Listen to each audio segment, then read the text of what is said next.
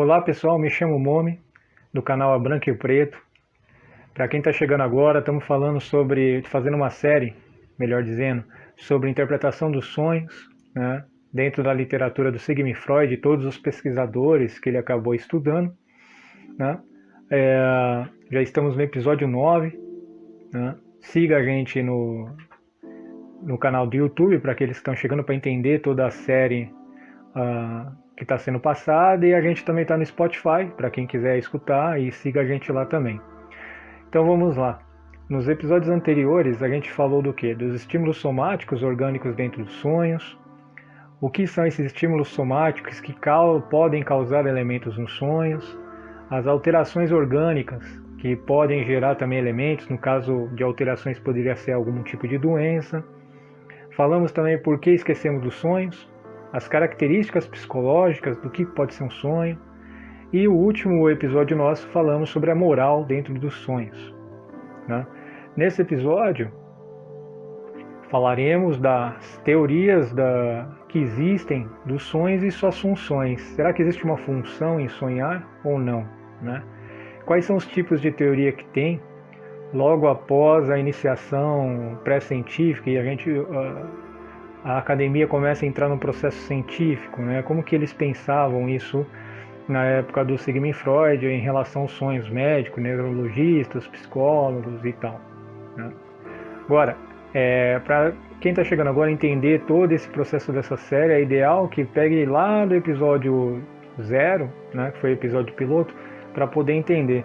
Né? Porque a literatura que eu estou passando, só ela vai dar quase 500 páginas, né? Então, quem pegar na metade não vai conseguir entender muito bem. Mas vamos lá. E a nossa pergunta de hoje é o quê? Existe alguma função para o sonho?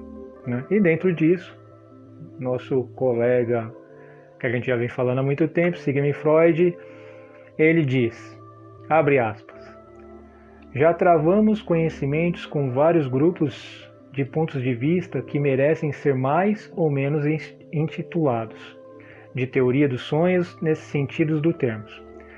A crença sustentada na antiguidade de que os sonhos eram enviados pelos deuses para orientar as ações dos homens constituía uma teoria completa dos sonhos, proporcionando informação sobre tudo que valia a pena pensar a respeito deles.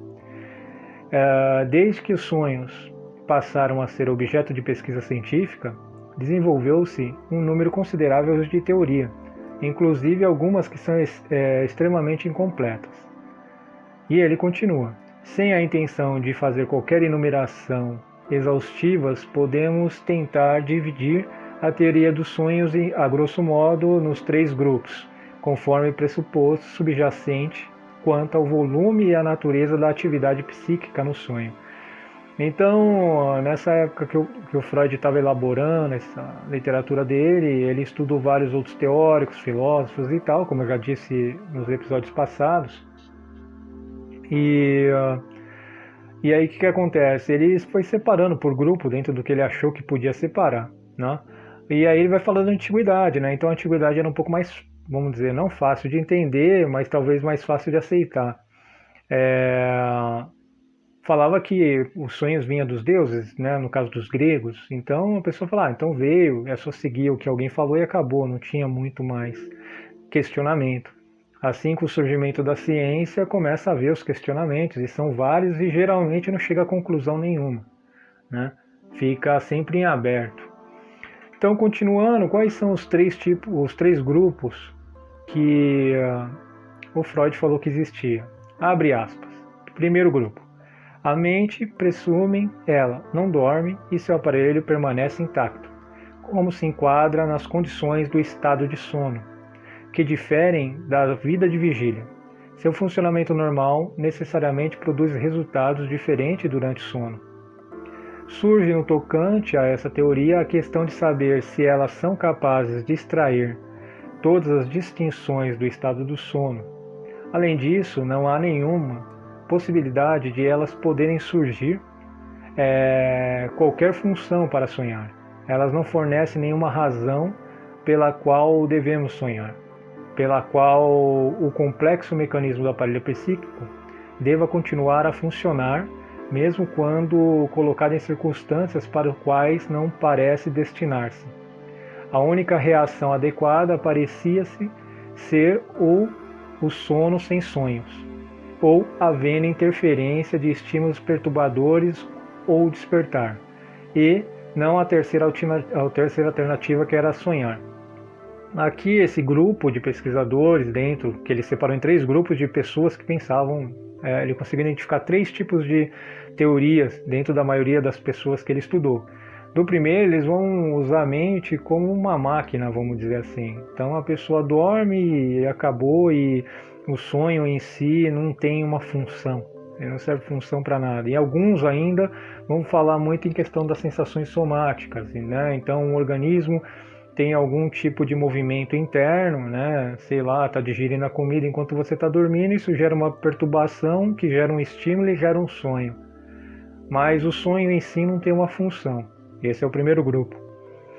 O segundo grupo vai dizer, abre aspas, existe as teorias que, pelo contrário, pressupõem que os sonhos implicam em um rebaixamento da atividade psíquica, um afrouxamento das conexões e um apodrecimento do material acessível. Essas teorias atribuem-se ao sono características inteiramente diferentes das sugeridas. O sono, segundo essas teorias, exerce vasta influência sobre a mente.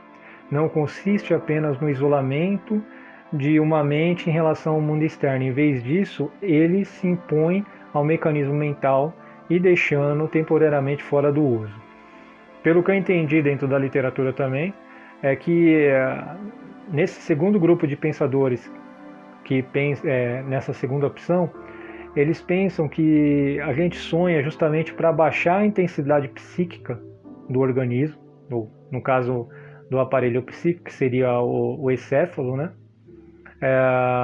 Com todos os seus componentes, que é o cérebro, o cerebelo e aí vai, e o tronco encefálico, para que ele possa poupar energia, vamos dizer assim, né? Eu coloquei até um termo um pouquinho mais moderno, que na literatura eles não falam disso, mas seria isso. Então você dorme, né? E aí a mente ela se desliga, né? Vamos dizer assim, o organismo, ele, para poupar energia, ele vai se desligando, né? E vai surgindo esses elementos dos sonhos, justamente para fazer com que essa mente diminua a sua atividade, para diminuir a quantidade de energia, para o próximo dia poder estar trabalhando normalmente. Caso isso não ocorresse, a pessoa acordaria perturbada, por exemplo, com a quantidade enorme de informações, né? A gente vai falar isso um pouquinho mais na frente, alguns teóricos vão acabar falando disso. No terceiro grupo, que ele separou, ele diz, abre aspas, podemos situar num terceiro grupo de teorias que atribuem à mente, num sonho, uma capacidade de inclinação para desenvolver atividades psíquicas especiais de que na vida de vigília ela é total ou basicamente incapaz. Então o sonho ele vai ajudar a mente a desenvolver outras atividades, né? Ele não explica bem quais são essas atividades, mas seria uma possibilidade, né? Sem os sonhos, a gente não conseguiria talvez desenvolver alguns tipos de pensamento mais abstratos, alguns tipos de criatividade e assim por diante. Então os sonhos seriam responsáveis para esse aprendizado dentro do aparelho psíquico. E ele vai continuar, e entra um novo pesquisador, que é o Beans, né? Ele vai dizer o quê? No caso, esse Beans é os que julgam não poder dispensar a colocação nos termos da fisiologia. Então ele permanece naquele primeiro grupo, onde vai falar que a mente é como, vamos dizer assim, parecendo uma máquina, né? E a gente acaba sonhando devido apenas aos estímulos internos. E os Beans, e esses estímulos internos estou dizendo em relação à fisiologia, os hormônios funcionando, os neurotransmissores, o coração batendo, e aí vai, que isso geraria uma perturbação no organismo, né, vamos dizer assim, e você acaba sonhando com coisas assim. E ele diz, o Beans em 1878, abre aspas, esse estado hibernação chega ao fim nas primeiras horas da manhã, mas apenas gradativamente. Os produtos da fadiga que se acumularam na albumina do cérebro diminuem gradualmente. Uma quantidade cada vez maior deles é decomposta ou eliminada no fluxo incessante da corrente sanguínea, aqui e ali. Grupos isolados de células começam a despontar no estado de vigília, enquanto o estado de trampor ou de hibernação ainda persiste em torno delas. O trabalho isolado desse grupo separado surge então diante de nossa consciência, obscurecido da associação. Por esse motivo, as imagens produzidas, que eles correspondem em sua maior parte às impressões materiais do passado mais recente, são concatenadas de maneira tumultuada e irregular. O número de células cerebrais liberadas crescem continuamente, enquanto não de uma forma sensata dos sonhos, vai tendo uma redução proporcional. Aqui ele vai dizendo que eles vão falando de um sonho parcial, né? Vai sendo explicado mais à frente, mas já deu para perceber que ele vai dizendo, né, ele estando dentro daquele primeiro grupo, que os elementos, né, químicos, né, do organismo, conforme eles vão tendo esses movimentos, né, ele vai fazendo a sua função para deixar o organismo vivo, ele vai criando uma perturbação, vamos dizer assim, e isso vai gerando sonhos. Basicamente seria isso. E então, um coração batendo, e esse coração batendo, como você fica no estado de hibernação, você necessariamente não, vamos dizer assim, apaga de vez, vai gerando estímulos. E é justamente esse estímulo que faz você sonhar. Que era o exemplo daqueles estímulos externos. Então, batia um vento na sua perna, você sonhava com alguma coisa. Só que nesse caso ele está usando elementos internos no organismo, né? E ele continua, abre aspas. Todos os fatos observados forçam-nos a concluir que os sonhos devem ser caracterizados como processos somáticos que, na totalidade dos casos, são inúteis, e muitos deles dedicadamente patológicos. É impraticável, contudo, manter nosso sono livre dos estímulos. Eles incidem na pessoa adormecida vindo de todos os lados, vindo de fora e de dentro, e até a parte do corpo que passa inteiramente desapercebida na vida de vigília. Assim, o sono é perturbado. Primeiro, uma parte da mente é abalada e despertada, e depois a outra parte funciona por um breve momento como a sua parte desperta, e então alegra-se em adormecer de novo. Os sonhos são uma reação à perturbação do sono, provocada por estímulos. Então o Beans ele vai levar muito mais para o lado, vamos dizer assim, fisiológico, né? E o lado, não que os sonhos em si não fosse orgânico, mas ele vai dizer para um lado mais físico, vamos dizer assim, e não a programação mental em si. Ele vai falar que você sonha porque o organismo ele é uma perturbação do sono, né? Como ele frisa, a mente funciona em um breve momento, né? Com a sua parte, então alegre-se e dorme de novo. Então, nesse acordar e adormecer ao longo da sua noite de sono, faz com que perturbe o organismo e você provoque estímulos, e esses estímulos façam com que você sonhe, né? Então, ele vai entrar muito mais no campo fisiológico daquele primeiro grupo do que outros. E aí entre os críticos também, né? Burdach, em 1838, como ele já apareceu em outros vídeos nossos, ele diz: quando se diz que os sonhos são despertar parcial, né, que é o que ele falou, o Beans, né? Então você acorda, vai acordando e dormindo, e isso vai causando estímulos e você vai sonhando, né? Ele diz: quando se diz que os sonhos são despertar parcial, em primeiro lugar, isso não lança nenhuma luz à vigília ou sono. Em segundo, não faz além de afirmar que nos sonhos algumas forças mentais ficam ativas enquanto outras ficam em repouso. Mas esse tipo de variabilidade ocorre ao longo de toda a vida, né? Então, no caso do Burdach, ele não entra muito nessa de achar que você acorda, o fato de você estar acordando e dormindo ao longo e tendo essas perturbações do sono, faça com que gere elementos. O Maury, em 1878, né, aquele velho Maury, né, que era um neurologista, ele vai falar: muitas vezes é como se o autor imaginasse que o estado de vigília ou de sono poderia mudar-se de uma região anatômica para outra, estando cada região anatômica específica ligada a uma função psíquica particular. Nesse ponto, teço apenas o comentário de que, mesmo que se confirmasse a teoria de Virgília parcial, seus detalhes ainda permaneceriam extremamente discutíveis, né? Então, assim, existiu muita teoria. As pessoas falaram muito experimentos, ou pelo menos na literatura do Freud não se fala que eles fizeram ou não, né? Tem os textos que o Freud pesquisou, mas ficou essa lacuna, né? Ficava muito difícil. Então ele vai falar de uma região anatômica do encefálico ou do cérebro funcionasse e a outra não, ou ficava alterando, e isso, devido a essa alteração, gera elementos fisiológicos, que aí vai haver uma perturbação no sono, e aí você acaba sonhando com alguns elementos, né? De uma forma simbólica, claro. Né, o fato de repente estar liberando bastante adrenalina na sua corrente sanguínea, que você vai sonhar com adrenalina.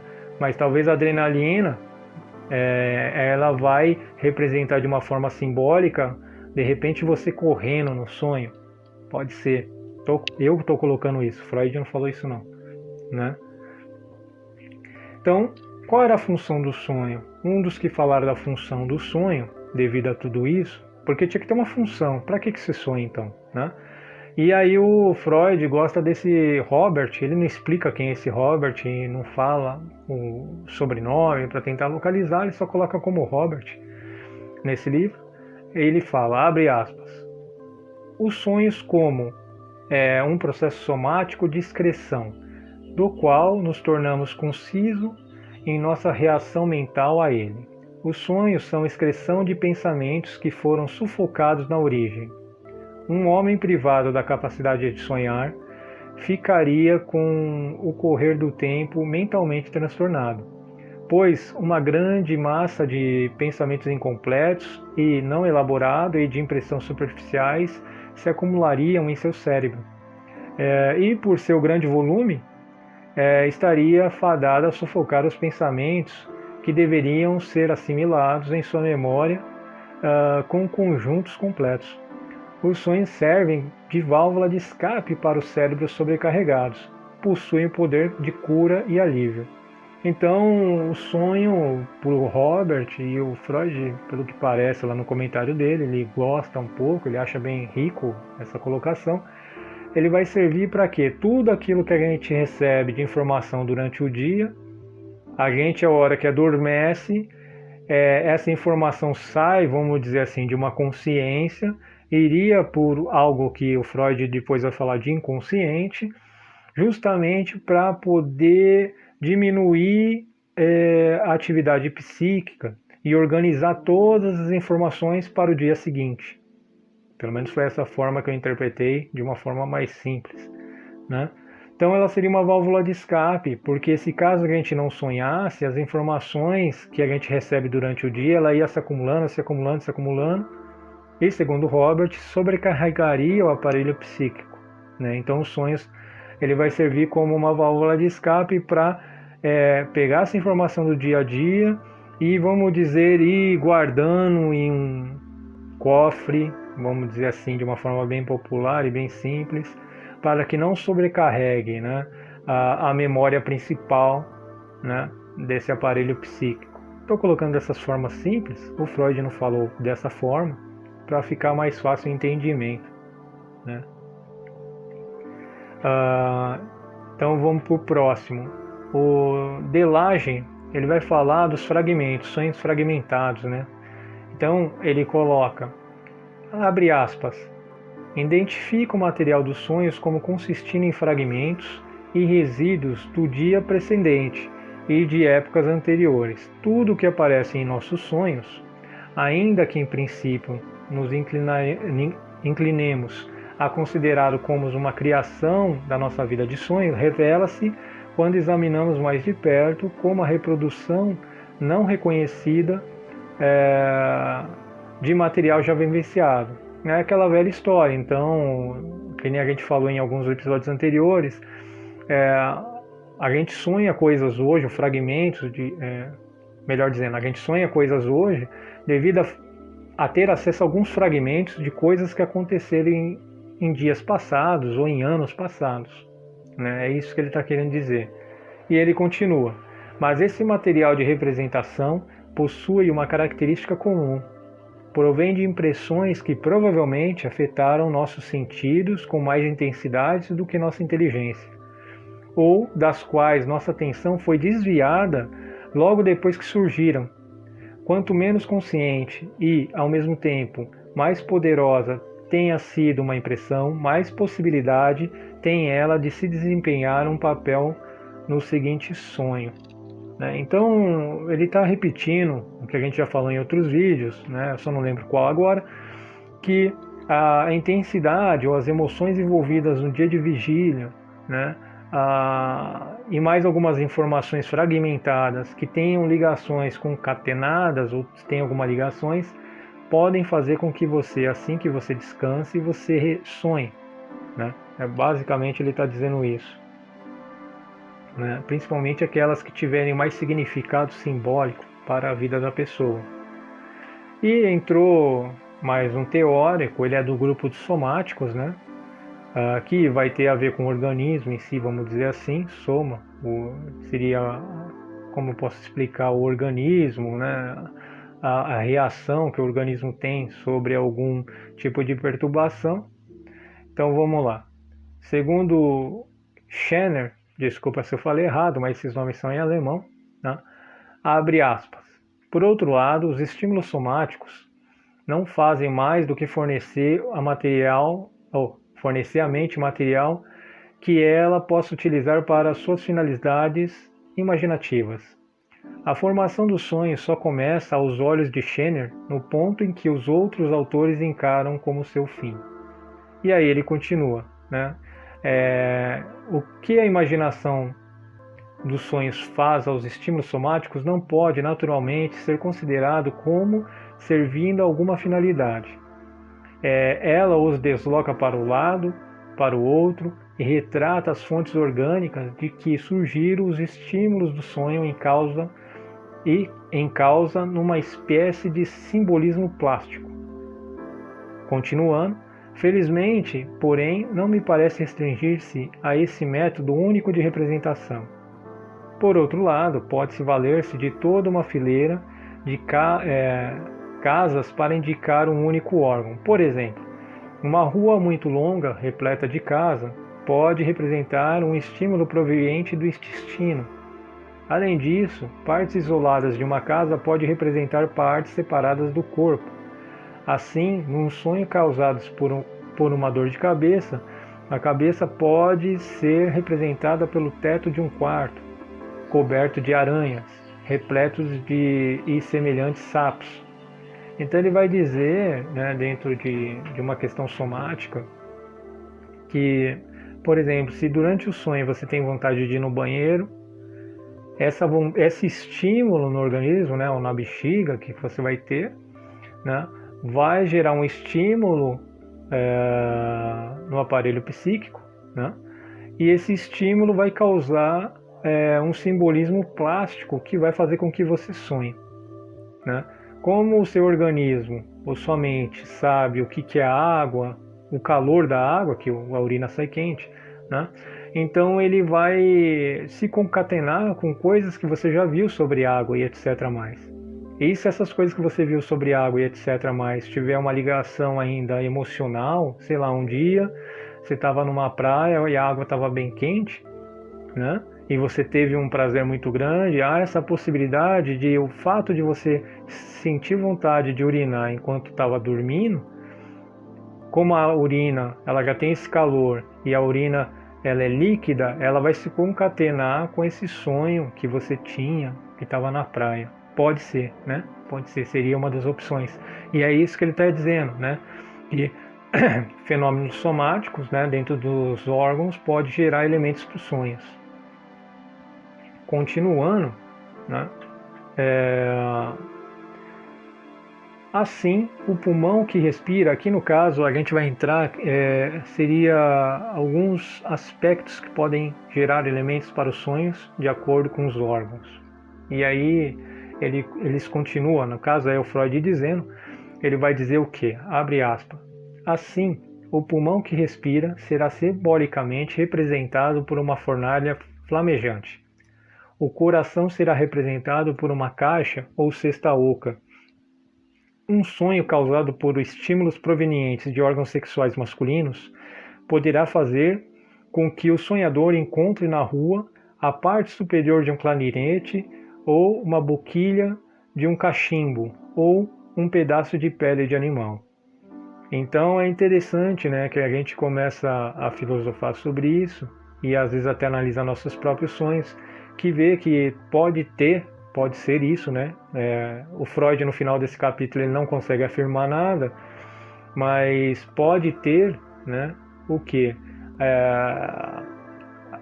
O sono ele pode ser perturbado por elementos fisiológicos que acontecem durante o próprio sono, né? Então, por exemplo, como ele falou do coração, né?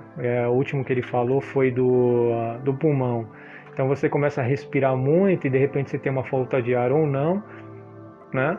E aí se você teve algum elemento, em algum momento, que você teve algum medo, que estava pegando fogo em algum lugar, esse movimento do pulmão pode se concatenar com essa experiência de vida que você teve e aí gera elementos para os sonhos, né? No caso dos órgãos sexuais, a mesma coisa, né? Se tiver com uma taxa muito alta de testosterona e aí uma semana antes você foi numa balada e você viu um monte de pessoas que te excitaram como pessoa, né? No caso, falei testosterona, seria o homem no caso, né? Mas poderia ser a mulher, a mesma coisa, né? Só que daí não seria testosterona, seria progesterona, né? Então o que aconteceria? Você iria no baile, aí você se excitaria quando você fosse dormir. Aí você, devido ao excesso desses hormônios sexuais, geraria uma perturbação no seu sono, mas e esses estímulos vindo das zonas sexuais se concatenaria com alguma memória da balada que você foi. E aí você acabaria sonhando com esse determinado tipo de pessoa. E às vezes você podia sonhar até com o corpo, mas não com o rosto, até porque você não conheceu bem a pessoa, né? Você não viu bem o rosto e assim por diante. Bom, gente, chegamos ao fim de mais um episódio. Espero ter sido mais claro. Para quem está chegando agora, de novo, digo, volte lá nos episódios anteriores, curta o canal, tem um monte de vídeo lá no canal para assistir. Estamos no Spotify também. Claro que o canal meu do Spotify ele é especializado em psicologia, psicanálise e neuropsicologia. Não vou falar de esoterismo lá, mas tem bastante coisa interessante também. Então, para quem está ficando, até mais, até o próximo vídeo.